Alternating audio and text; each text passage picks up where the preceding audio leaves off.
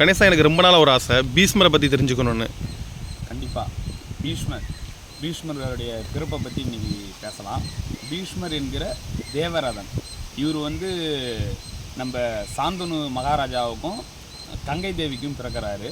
இவருடைய முழு பிறப்பை பற்றி சொல்கிறேன். இவருடைய பிறப்பு எப்படின்னா, சாந்தனு மகாராஜா வந்து ஒரு நாள் வந்து காட்டுக்குள்ளே வேட்டைக்கு போகிறாரு. வேட்டைக்கு போகக்குள்ள ஒரு நாள் ஃபுல்லாகவே வேட்டையாடிட்டு ரொம்ப களைப்பாக வந்து கங்கை நதி ஓரமாக வந்து ஓய்வு எடுக்கிறாரு. ஓய்வு எடுக்குள்ளே கங்கை தேவியை பார்க்குறாரு. பார்த்த அந்த பார்வையிலே வந்து காதல் கொள்கிறாரு. காதல் வயப்பட்டு போயிட்டு கங்கை தேவிகிட்ட வந்து தன் விருப்பத்தை சொல்கிறாரு. நான் வந்து உங்களை திருமணம் பண்ணிக்கணும்னு ஆசைப்பட்றேன்னு சொல்லக்குள்ள அப்போ கங்கை தேவி சொல்கிறாங்க. கங்கை தேவிக்கும் சாந்தனு மகாராஜாவை பார்த்தோன்னே பிடிச்சிடுச்சு. அப்போ கங்கை தேவி சொல்கிறாங்க, நான் உங்களை திருமணம் பண்ணிக்கிறேன், ஆனால் எனக்கு வந்து ஒரு கட்டளைக்கு நீங்கள் அடி பண்ணிக்கணும் அப்படின்னக்குள்ள என்னன்னு சொல்லுங்கள் அப்படின்ட்டு சாந்தனு மகாராஜா கேட்குறாரு. நான் எது செஞ்சாலும் நீங்கள் வந்து மறுத்து பேசக்கூடாது, ஏன்னு கேள்வி கேட்கக்கூடாது அப்படின்னு சொல்லிட்டு திருமணத்துக்கு ஒத்துக்கிறாங்க. திருமணத்துக்கு ஒத்துட்டு 2 பேருக்கும் திருமணம் நடக்குது. அங்கே கங்கை நதியிலே வந்து சிறிது காலம் வாழறாங்க. அப்போ வந்து கங்கை தேவி வந்து கர்ப்பம் தரிக்கிறாங்க. முதல் குழந்தைய பிறக்குது. முதல் குழந்தை பிறந்த உடனே சாந்தனு மகாராஜா பார்க்கலான்னு போகக்குள்ள கங்கை தேவி வந்து அந்த குழந்தைய வந்து கங்கை நதியில் வீசி கொண்டுடுறாங்க. சாந்தனு மகாராஜா ரொம்ப வருத்தப்பட்டார். ஆனால் வந்து எதிர்த்து கேள்வி கேட்க முடியாத வாக்கு கொடுத்துக்கிறாரு. அதனால் அமைதியாக இருந்துடுறாரு. அப்புறம் சிறிது காலம் கழித்து இன்னொரு குழந்தை பிறகுது. அதையும் கங்கை தேவி வந்து நதியில் தூக்கி போட்டு கொண்டுடுறாங்க.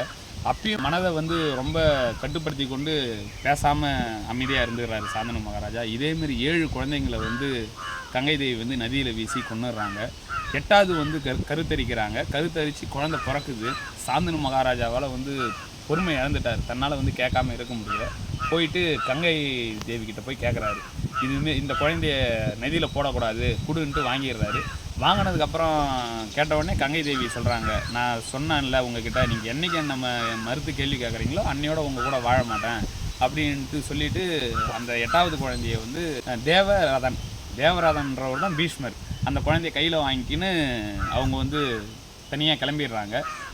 இதனுடைய கதை, இதற்கு முன்னாடி நடந்த கதையை சொல்கிறேன். இது என்னென்னா, தேவலோகத்தில் வந்து அஷ்டவசுக்கள், தேவலோகத்தில் உள்ள 8 தெய்வங்கள், அவங்க வந்து ஒரு நாள் மனைவியோடு வந்து பூலோகம் வராங்க. பூலோகம் வரக்குள்ள வசிஷ்டர் குருகுலத்தில் வந்து காமதேனு வந்து வச்சுருக்காங்க.